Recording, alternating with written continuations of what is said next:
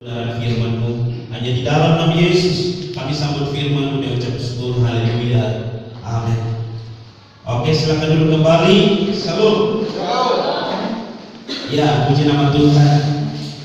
Pagi hari ini kita boleh menikmati hadirat Tuhan. Bapak Ibu, saudara-saudara yang kasih di dalam Tuhan, kalau kita mereview kembali kehidupan kita, kira-kira sudah berapa lama kita mengikuti Tuhan?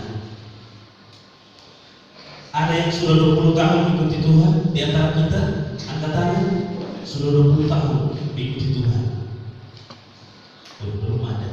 Berarti cuma saya aja yang sudah lebih dari 20 tahun ikut Tuhan. Karena saya dipanggil oleh Tuhan itu di usia 17 tahun. Ada yang sudah 10 tahun mengikuti Tuhan? Ada, ya kan? Jangan malu-malu angkat tangan, ya kan? Sudah 10 tahun kita mengikuti Tuhan, tetapi kita mengenal Tuhan itu mungkin sejak kita lahir. Benar tidak? Iya, kita mengenal Tuhan itu sejak kita lahir. Cuma mungkin hanya kita kenal Tuhan itu ya biasa-biasa saja. Tetapi mungkin baru-baru ini baru kita mau benar-benar kita mau menyerahkan hidup kita kepada Tuhan, mau mengikuti Tuhan, mau melayani Tuhan. Ya. Bapak Ibu, siapa yang saat ini masih yakin bahwa dia masih terbelenggu dengan dosa? Ada yang masih yakin dalam dirinya saat ini masih terbelenggu dengan dosa? Angkat tangan. Masih terbelenggu dengan dosa? Saudara dan saya, sampai hari ini kita masih terbelenggu dengan dosa. Apakah ada usaha kita sedang berjuang untuk melepaskan diri dari belenggu itu? Mungkin iya, kita sedang berusaha untuk melepaskan diri kita dari belenggu itu, tetapi kita tidak tahu caranya. Jadi sebelum kita melanjutkan pembahasan firman Tuhan pada pagi hari ini, ya ada sebuah ilustrasi, ada sebuah permainan yang coba kita praktekkan pagi hari ini. Bagaimana saudara dan saya ketika kita terbelenggu dalam dosa, kita berusaha untuk kita mengeluarkan diri kita dari dosa itu. Sedangkan dosa itu bukan hanya dosa pribadi kita, tetapi ada juga dosa-dosa nenek moyang yang masih membelenggu kita. Tetapi kalau saudara dan saya kita tidak berjuang untuk melepaskan diri kita dari belenggu itu, saudara terus terbelenggu sampai kita dipanggil oleh Tuhan. Saya minta buat orang boleh maju ke depan. Ya, saya mau coba ikat Bapak Ibu, ya kan? Dan saya mau supaya Bapak Ibu bisa melepaskan diri, ya kan? Oke, 4 orang, 2 bapak-bapak, 2 ibu-ibu. Ya, ini adalah sebuah permainan kita melihat bahwa kita sedang terbelenggu oleh dosa dan bagaimana kita berjuang untuk melepaskan diri kita dari belenggu dosa itu. Ayo ibu-ibu, ya. Yuk, silakan maju ke depan.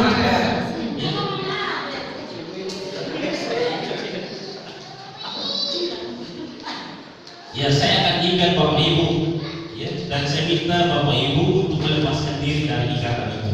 Ya. Mungkin ada yang sudah tahu caranya atau belum ya? Bagaimana saudara dan saya bisa melepaskan diri kita dari belenggu itu?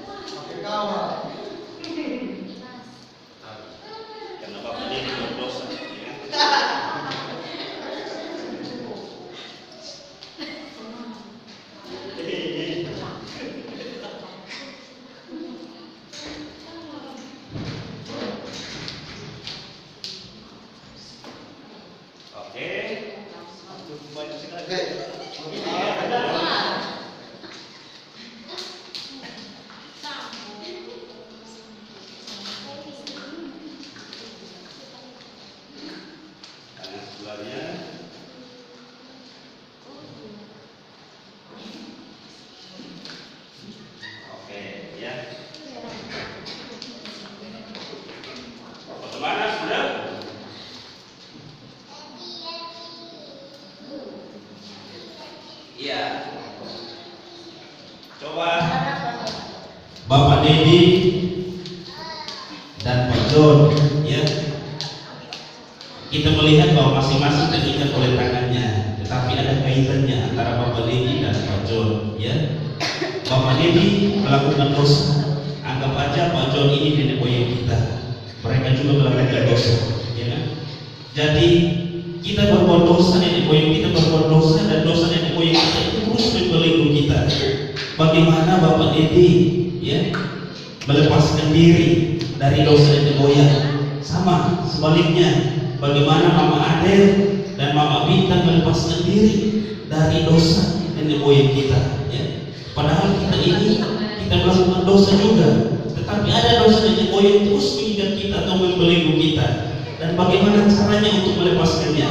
Oke, silakan. Ya, coba berjuang bagaimana kita bisa melepaskan diri kita, ya kan? Dari ikatan ini. Tidak boleh dibuka. Tetapi bagaimana Mama Adel bisa pisahkan diri dari Mama Bintang tanpa talinya terbuka? Nah, sama bagaimana Bapak Dedi, ya, dan Bapak Putri melepaskan diri, ya kan? Tanpa tali yang ada di tangan itu dibuka. Itu. Ya, coba bagaimana caranya, berusaha coba, ya kan? Bagaimana kita bisa mengeluarkan diri kita?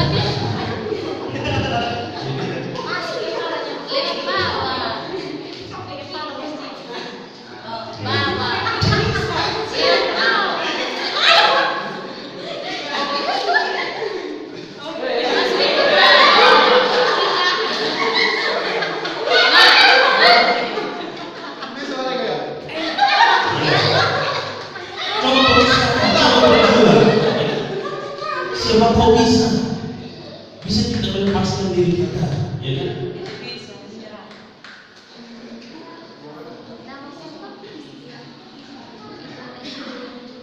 Ayo, coba perhatikan baik-baik bagaimana caranya agar kita bisa melepaskan diri kita, ya kan?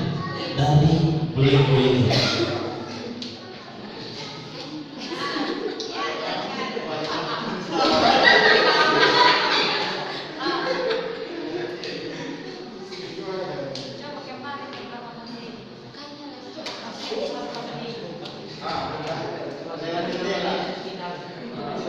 Ya, bagaimana Bapak Dedi? Apakah Bapak Dedi menyerah? Oh, sini buka dulu Bapak Dedi. Bagaimana? Apakah menyerah? Ketika kita mengenal Tuhan, kita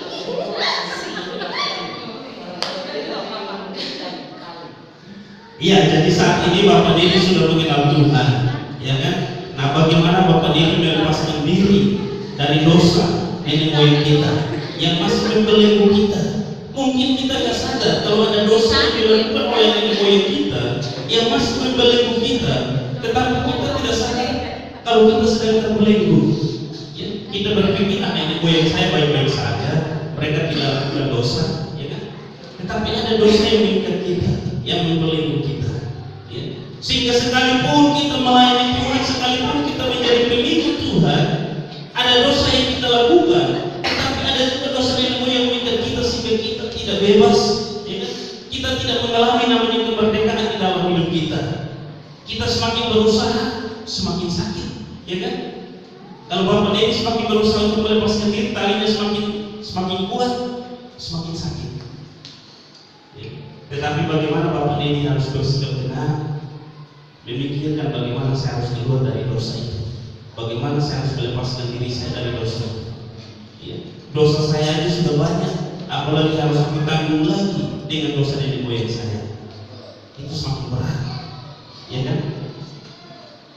Sedangkan kita sedang berusaha, kita sedang berjuang untuk kita tampil, kita keluar sebagai pemenang. Lalu bagaimana Bapak Dedi, Bapak Putri, Mama Adel, Mama Bintang mau tampil sebagai pemenang, sedangkan masih terikat, masih terbelenggu dengan dosa-dosa itu? Ya, maka saat ini saya akan kasih tahu caranya bagaimana kita keluar, bagaimana kita melepaskan diri kita dari belenggu itu. Ya, jadi saya akan coba ya bagaimana melepaskan Bapak Dedi dari Pak Jo, ya kan? Itu tadi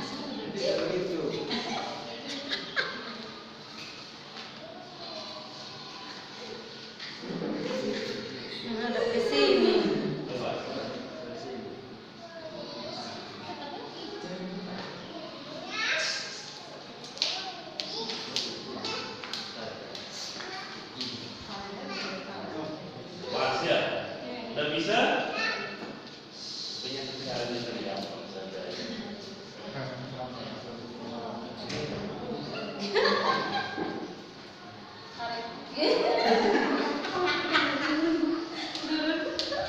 Ya, sebenarnya ada cara yang bisa membuat kita tidak terlepas dari ego itu. Tetapi yang menjadi persoalannya adalah bahwa kita tidak mau berjuang, kita tidak mau berusaha. Ya, kita melihat bahwa sepertinya susah, tidak mungkin kita akan terlepas. Tetapi ada cara yang bisa menolong kita, yang bisa membantu kita agar kita bisa melepaskan diri kita dari dosa. Nah, pagi hari ini Bapak Ibu saudara-saudara yang dikasihi di dalam Tuhan, kita berbicara tentang dosa. Dosa memang tetapi mematikan, ya kan? Kalau kita berbicara tentang dosa itu selalu berbicara soal keenakan, ya kan? Soal sesuatu yang enak. Tidak ada dosa yang menawarkan kita yang pahit. Tidak ada. Dosa itu pasti dia menawarkan sesuatu yang enak di depannya, tetapi pahitnya di belakang, ya kan? Nah, pagi hari ini kita melihat, ya, bahwa seringkali kita yang terpikat dengan dosa, kita tidak sadar bahwa dosa itu akan membawa kita kepada kematian. Ya, seperti yang dikatakan di dalam kitab Ayub, ya kan? Ayub pasal yang ke-20 ayat 21 dan 24. Ayat 12 dan 14. Kita akan baca firman Tuhan ini bersama-sama. Kitab Ayub pasal 20 ayat 12 sampai dengan ayat 14.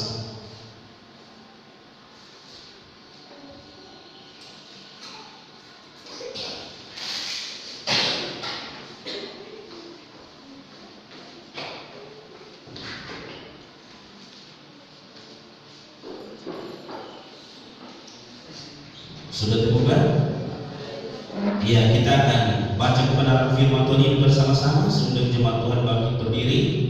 Kitab Ayub pasal 20 ayat 12 sampai dengan ayat 14.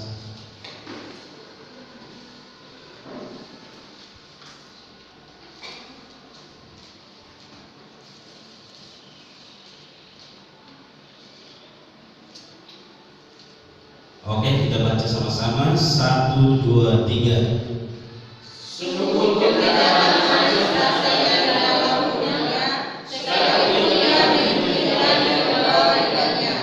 Menikmati segala kebaikannya dan menjalankannya. Namun berubah kemana-mananya di dalam perutnya menjadi kesopanan di dalamnya. Sekali lagi 1, 2, 3.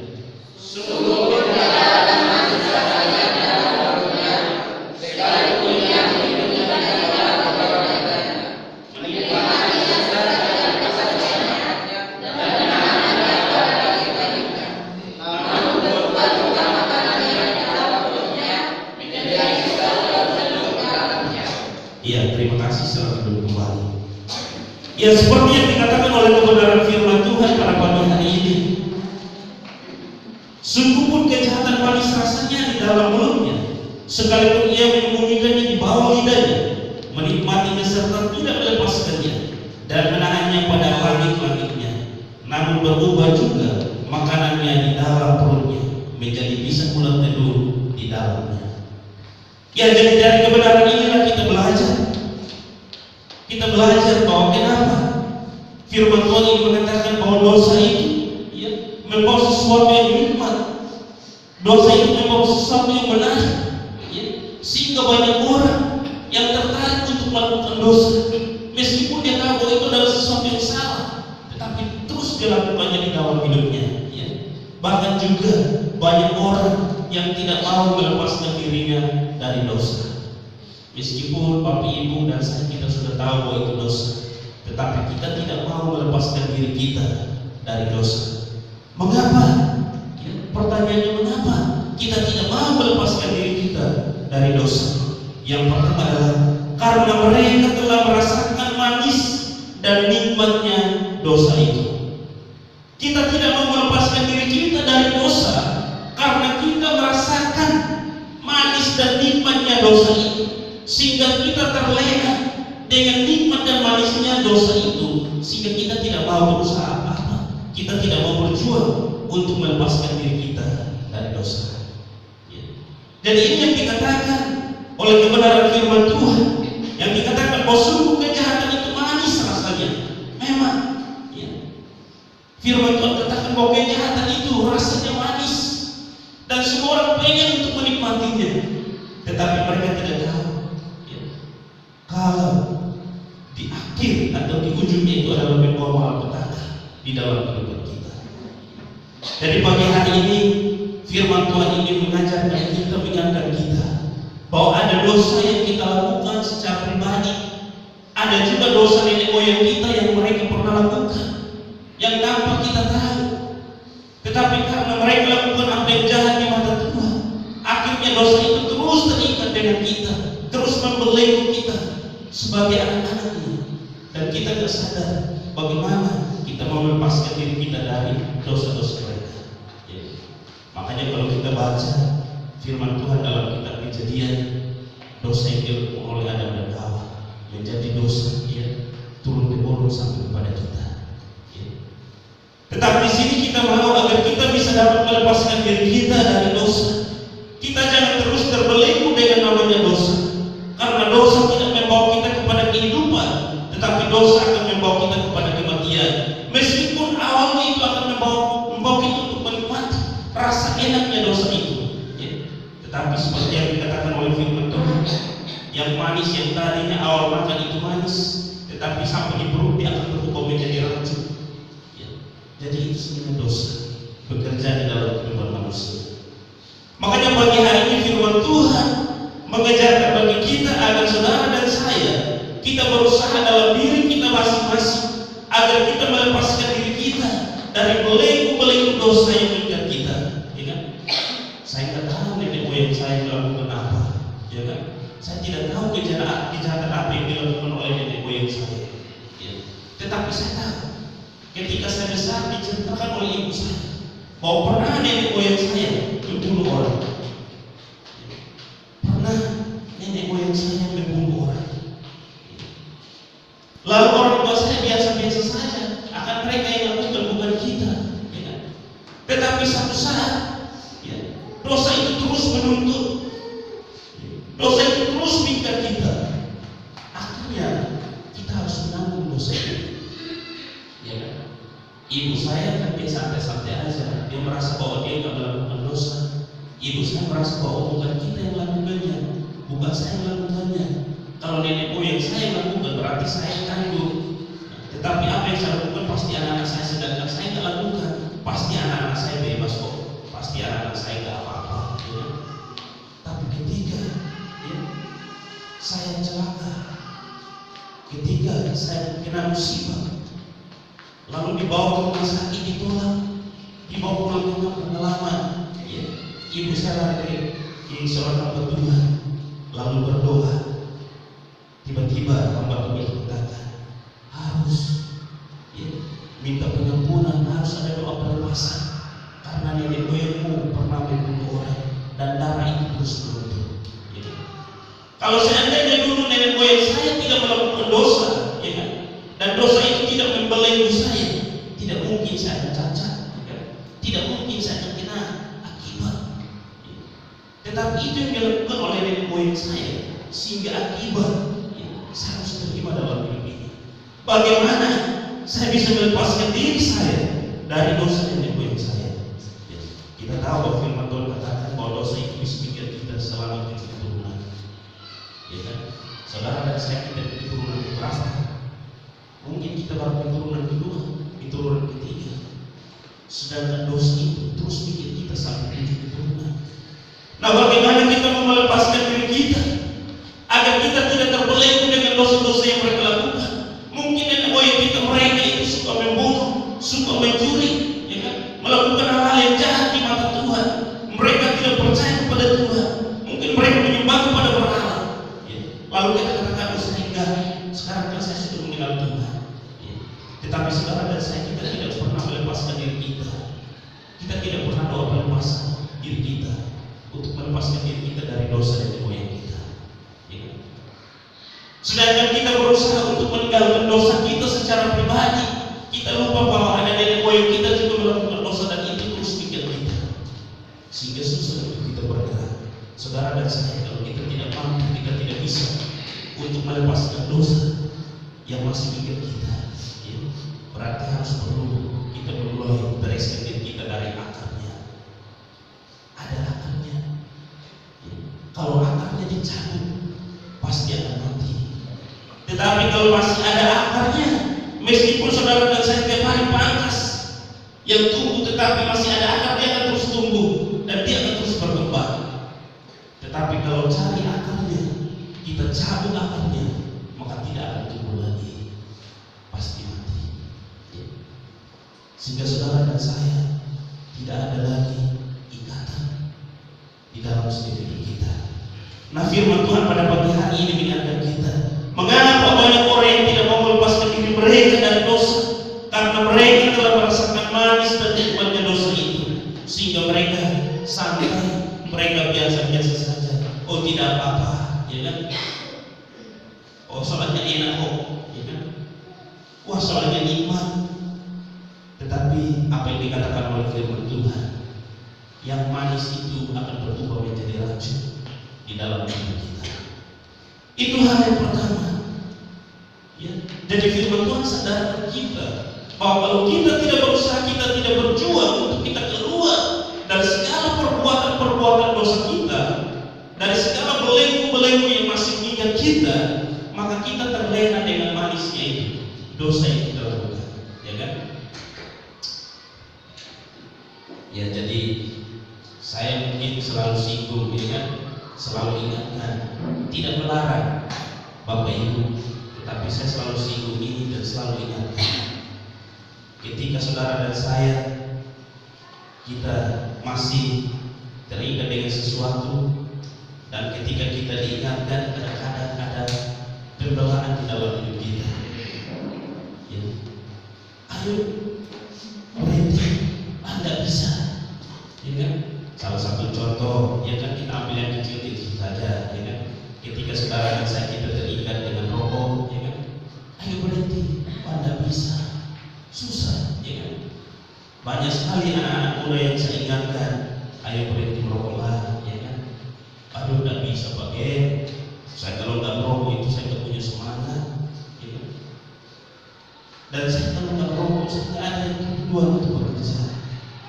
Jadi mungkin seorang ini yang bisa memotivasi saya untuk bisa bekerja. Tetapi kan kita tahu bahwa rokok itu adalah dosa, ya kan? Tetapi kita tidak mau melepaskan diri kita, justru mengikat kita, membelenggu kita, ya kan? Tetapi ini hal yang kecil yang harus perlu kita pelajari di dalam setiap hidup kita. Manis, ya kan? Dulu saya masih SMP, saya merokok setiap hari. Pekerjaan saya curi kenapa? Supaya besok bisa beli rokok.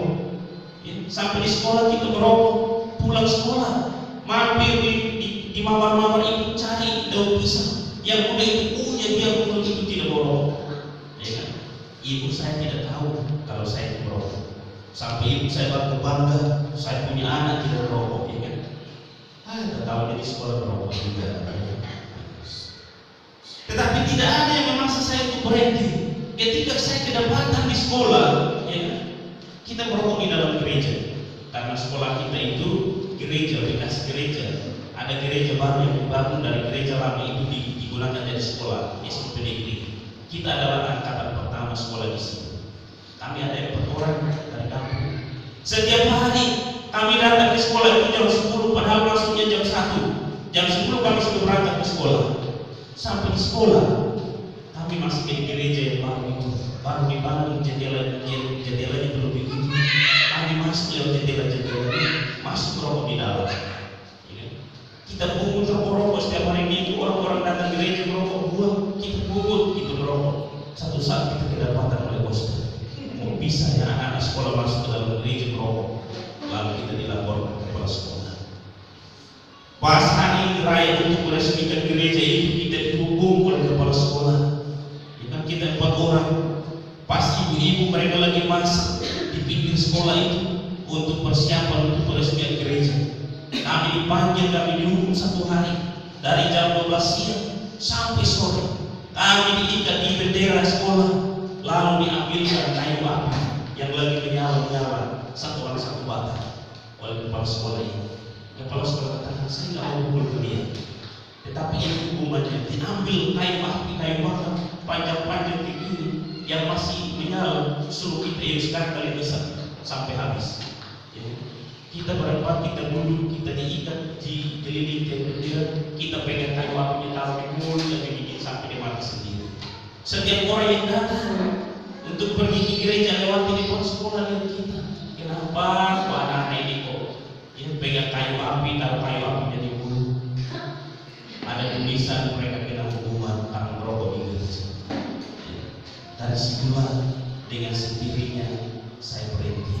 Kepala sekolahnya kita, kalau kamu merokok ibaratnya kamu menggulung uang kamu dan kamu bakar. Kamu cari uang itu setengah mati. Ya. Kamu manjat kelapa, kamu jatuh mati.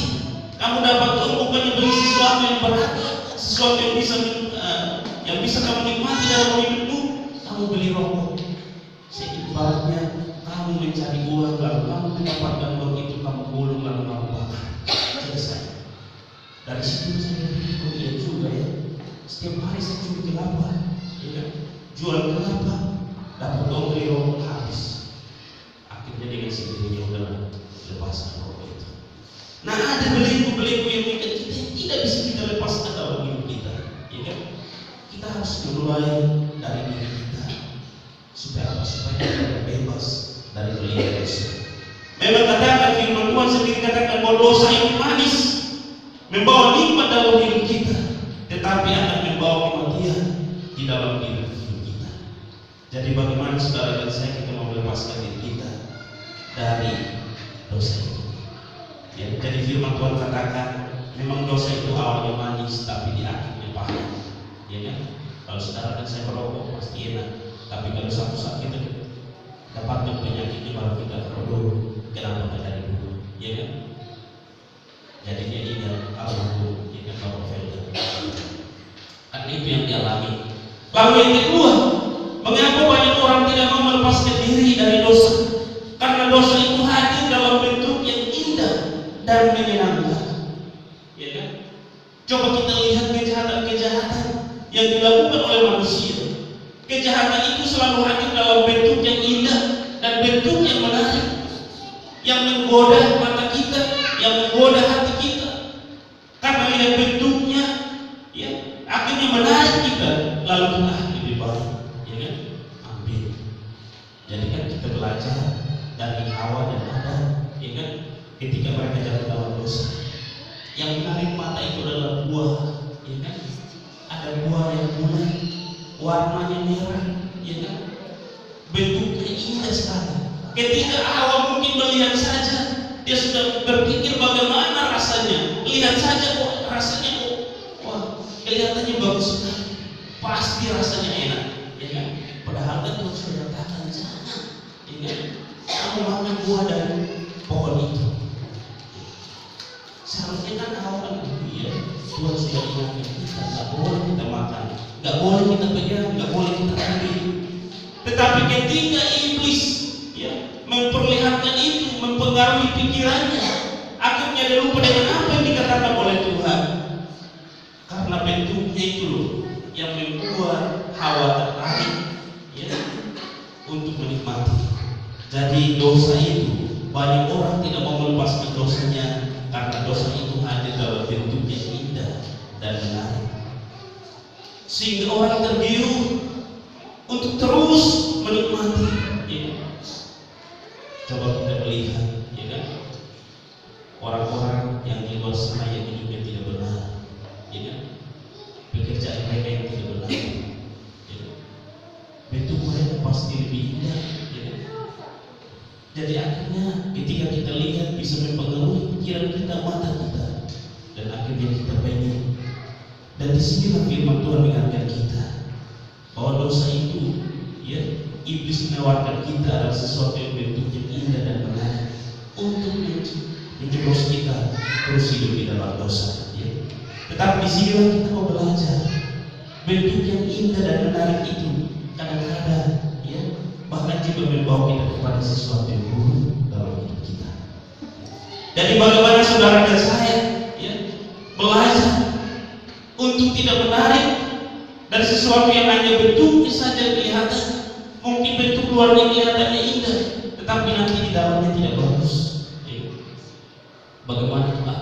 Bukan soal bentuknya, bukan soal warnanya, bukan soal itu, tetapi bagaimana manfaatnya kalau saya makan, saya minum, bagaimana manfaatnya dalam tubuh saya? Apakah akan terus menjadi berkah, atau justru yang manis itu akan membawa racun di dalam tubuh saya? Nah, ketika itu kita tahu, wah lebih baik tidak usah, meskipun menarik, meskipun indah, tapi lebih baik itu karena dia akan membawa racun dalam hidup kita. Jadi banyak orang tidak bisa melepaskan diri dari dosa karena mereka melihat, mereka tertarik dengan bentuk yang indah dan yang menyenangkan itu, sehingga mereka tidak mau lagi berusaha dan berbuat. Udahlah nikmati apa yang ada di depan kita. Mereka tidak mau berusaha apa-apa untuk mengeluarkan diri dari dosa ini. Ya, jadi kita tahu bahwa bentuk yang indah itu, ya kan, itu adalah sebuah jebakan. Ya. Bagaimana menjebak kita untuk menikmati atau menjebak kita, ya, agar kita masuk di dalam kematian itu. Sama seperti ketika Adam dan Hawa, mereka jatuh dalam dosa itu, mereka terjebak dengan buah, ya, yang warnanya sangat menarik. Ya. Lalu ada kata-kata yang katakan, kalau kamu makan buah ini, kamu akan sama seperti Tuhanmu, ya kan? Wah, kelihatannya sudah indah. Lalu ketika kita makan, kita akan sama seperti Tuhan. Wah, saya mau coba deh, ya kan? Padahal kan Tuhan sudah katakan, kalau kamu pegang aja pun kamu akan mati. Apalagi dimakan. Tetapi justru iblis menjebak Hawa dan Adam. Oh tidak, kalau kamu makan tidak akan mati, ya kan? Apalagi bentuknya indah. Wah, kalau nggak mati lebih baik saya makan. Ya. Tetapi akhirnya Hawa dan Adam mereka terjebak di dalam apa yang dikatakan oleh iblis itu. Mereka terjebak dengan bentuk yang indah itu, dan akhirnya mereka harus menanggung dosa dalam hidup mereka. Ya. Jadi firman Tuhan juga katakan bahwa dosa itu seperti racun yang menyebar di seluruh tubuh, ya, di dalam kehidupan kita. Jadi apapun dosa yang kita lakukan, dia akan menyebar di seluruh tubuh kita, dan dia akan menjadi racun, akan mematikan kita. Meskipun saudara dan saya, ya kan, saat kita lakukan itu rasanya manis, ya, tetapi dia akan berjalannya waktu, dia akan berubah menjadi racun dalam hidup kita, ya, dan dia akan merusak hidup kita. Dia akan membuat tubuh kita, ya, mengalami kematian. Jadi ini yang dikatakan oleh Ayub di dalam kebenaran firman ini. Bagaimana Ayub melihat bahwa ternyata melakukan sesuatu yang tidak berkenan kepada Tuhan itu rasanya enak, ya, tetapi justru, ya, ujung-ujungnya akan menjadi racun di dalam hidup kita. Ya. Nah, di dalam firman Tuhan juga mengingatkan bagi kita, ya, bahwa racun itu ketika kita minum racun, ya, dia tidak akan masuk lagi, tetapi dia akan mulai bereaksi di dalam tubuh kita. Dia akan mulai tersebar di seluruh organ tubuh kita, ke otak, ke paru-paru, ke jantung, ke darah, ya kan? Lalu akan mematikan kita. Nah, dosa yang kita lakukan juga dia akan melakukan hal yang sama. Dosa membutuhkan waktu sehingga orang, ya, merasakan dampaknya di dalam hidupnya. Dosa yang kita lakukan ini akan membutuhkan waktu yang panjang, baru kita akan bisa merasakan dampak yang akan kita alami di dalam hidup kita. Sama seperti yang dilakukan oleh nenek moyang kita, ya kan? Mereka sudah lakukannya ratusan tahun yang lalu, tetapi dampaknya kita rasakan di dalam hidup kita. Membutuhkan waktu yang panjang. Ya. Dia akan mulai bekerja di dalam hidup kita. Kenapa nenek moyang saya dibunuh? Kenapa ibu saya aja yang tak tanggung? Ya kan? Padahal kan anaknya, seharusnya dialah yang tanggung, jangan saya. Ya. Tetapi dosa itu menunggu waktu yang cukup lama. Ya. Dia akan mulai bereaksi di dalam hidup kita. Tunggu kita akan lupa, kita tidak ingat lagi, baru dia akan muncul, ya kan? Lalu ketika dia muncul kita kan tidak pernah, ya kan? Kalau kita tidak ingat, ya, maka selesai. Tetapi kalau kita ingat, kalau kita bereskan hidup kita, maka kita akan mendapatkan, ya, kasih karunia yang berguna dari Tuhan. seandainya nenek moyang kita lakukan lalu kita nggak ingat, orang tua kita mereka nggak tahu. Tetapi ketika kita sakit ada kaitannya dengan dosa yang dilakukan oleh nenek moyang kita, maka kita tidak tahu apa yang harus kita lakukan. Jadi perlu ketika saudara dan saya kita masih hidup, perlu kita melepaskan diri kita dari dosa, dari belenggu nenek moyang kita. Perlu kita bertanya apa yang dilakukan oleh nenek moyang kita, kejahatan-kejahatan apa yang mereka lakukan, sehingga ketika kita tahu bahwa saya harus berdoa putuskan diri saya, melepaskan diri saya dari dosa-dosa itu, sehingga saya tidak ingat lagi dengan dosa-dosa itu. Nah, itu yang harusnya kita lakukan di dalam hidup kita. Ada cara yang harus kita lakukan untuk kita melepaskan diri kita. Itu yang kedua, ya, bahwa dosa itu dia akan menyebar seluruh tubuh kita, dan dosa itu, ya, ada waktunya dia akan bekerja di dalam hidup kita. Dia akan membawa dampak di dalam setiap hidup kita. Jadi bukan hari ini kita lakukan dosa lalu nanti dampaknya langsung diterima, tidak. Ada waktu yang dia mulai bekerja di dalam hidup kita. Lalu yang ketiga, ya, mengapa banyak orang yang tidak mau melepaskan dirinya dari dosa? Ya, karena mereka tidak memahami dari mana datangnya dosa itu. Ya, mereka tidak tahu dari mana datangnya dosa itu, sehingga mereka tidak mau untuk melepaskan diri mereka. Ya. Kalau mereka tidak sadar sendiri, kalau mereka tidak memahami dan mereka tidak mengerti bagaimana mereka mau melepaskan diri mereka dari dosa. Ya. Tetapi kalau saudara dan saya tahu bahwa itu dosa, berarti saudara dan saya akan berjuang dan berusaha untuk melepaskan diri kita. Tetapi kalau saudara dan saya yang kita lakukan lalu kita tidak sadar bahwa itu dalam dosa, maka kita akan terus melakukannya dalam hidup kita, karena kita tidak tahu bahwa kalau kita lakukan itu dalam dosa. Tetapi di mana firman Tuhan pada pagi hari ini mengingatkan bagi kita agar kita boleh melihat apa yang kita lakukan di dalam setiap kehidupan kita. Kita boleh melihat apa yang kita lakukan yang akan dampaknya membawa dosa dalam hidup kita. Maka kita akan berusaha untuk menjauhkan diri kita dari situ. Kita akan berusaha untuk melepaskan diri kita dari situ. Ya. Kapan kita mau bebas dari dosa kita? Ya. Kapan kita mau bebas dari belenggu dosa kita? Kalau saudara dan saya tidak berusaha, tidak berjuang, siapa yang mau melepaskan kita dari dosa itu? Hanya kita sendiri yang mau melepaskan diri kita dari dosa itu. Hanya kita sendiri yang mau untuk melepaskan diri kita dari belenggu itu. Tidak ada orang lain yang untuk bisa melepaskan kita. Ya. Hanya diri kita sendiri.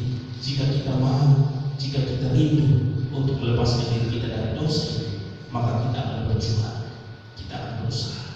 Tanpa orang lain memaksa kita, tanpa orang lain harus mengatakan kepada kita, dengan sendirinya kita akan memulai dalam diri kita. Karena kita tahu bahwa apa yang kita lakukan itu adalah dosa. Sedangkan kita tahu bahwa dosa itu ada upah yang harus kita terima. Firman Tuhan dikatakan dalam kitab Roma bahwa upah dosa ialah maut. Upah dosa ialah maut. Nah, bagaimana saudara dan saya kita mau menerima kebenaran dari Tuhan? Bagaimana kita mau menerima keselamatan dari Tuhan?